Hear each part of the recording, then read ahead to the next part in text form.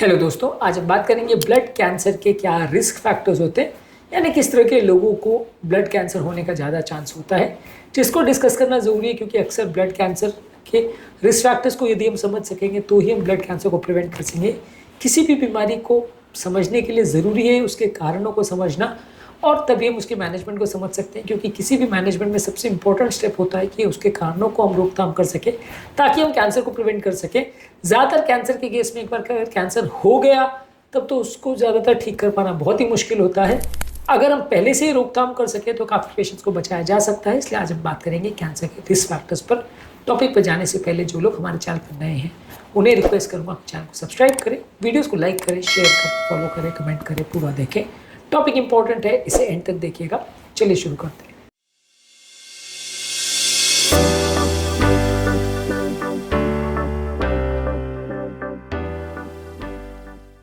सबसे पहले अगर किसी व्यक्ति की कोई फैमिली हिस्ट्री है ब्लड कैंसर की तो उसको होने का चांस ज़्यादा है। कुछ जेनेटिक डिसऑर्डर्स जैसे डाउन सिंड्रोम में ल्यूकेमिया का रिस्क ज़्यादा होता है, तो अगर कुछ जेनेटिकल या कंजेनिटल प्रॉब्लम्स है तो उसमें ब्लड कैंसर होने का चांस ज़्यादा है। जैसे जैसे उम्र बढ़ते जाती है ल्यूकेमिया और मल्टीपल माइलोमा के होने का रिस्क बढ़ते जाता है, यानी कि उम्र दराज लोगों में इसके होने का चांस ज़्यादा है।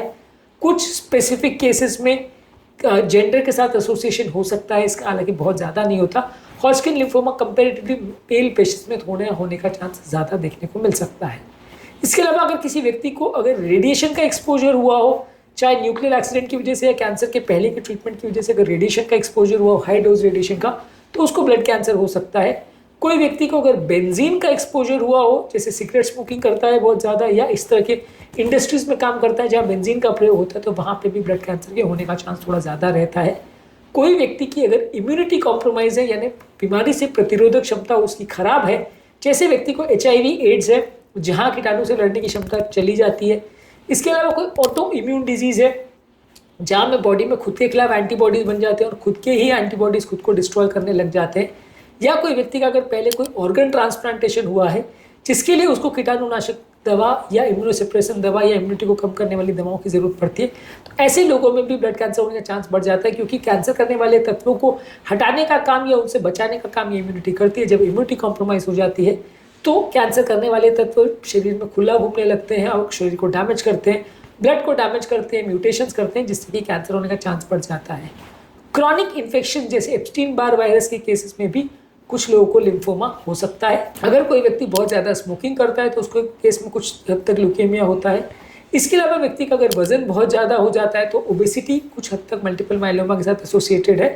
अगर कोई व्यक्ति बहुत लंबे समय तक पेस्टिसाइड्स और हर्बिसाइड्स का अगर उसको एक्सपोजर हो रहा है, पेस्टिसाइड से अगर उसका सामना हो रहा है और किसी खेत में वो छिड़कने का काम करता है, या मान लीजिए किसी फैक्ट्री में काम करता है जहाँ पेस्टिसाइड बहुत ज़्यादा बनते हैं या इस तरह के केमिकल्स का प्रयोग होता है, या वो इस तरह का खाद्य पदार्थ को लंबे समय तक खाता है जिसमें पेस्टिसाइड्स बहुत ज़्यादा छिड़काव हो रहा है, तो उससे ब्लड कैंसर का चांस होता है। आज के डेट में क्योंकि पेस्टिसाइड्स का प्रयोग इतना ज़्यादा बढ़ गया है, कॉमन आदमी भी कैंसर का चांस बहुत ज़्यादा बढ़ गया है क्योंकि ये पेस्टिसाइड्स या हर्बिसाइड्स केमिकल जो है आपके ब्लड में सिग्निफिकेंट म्यूटेशंस कर सकते हैं, डैमेज कर सकते हैं, जिससे कैंसर होने का चांस बढ़ जाता है।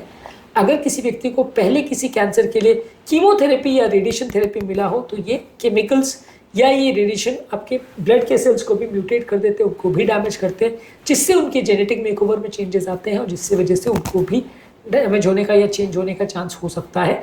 तो ये भी एक इंपॉर्टेंट कारण है जिसकी वजह से लोगों को ब्लड कैंसर हो सकता है।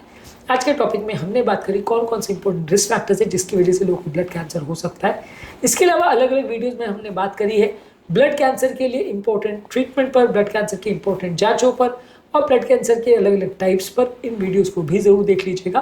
उम्मीद करूंगा कि आज के टॉपिक में कुछ नई बातें जानने को मिली होगी। जो लोग हमारे चैनल पर नए हैं उन्हें रिक्वेस्ट करूंगा कि चैनल को सब्सक्राइब करें, वीडियोस को लाइक करें, शेयर करें, फॉलो करें, कमेंट करें, पूरा देखें।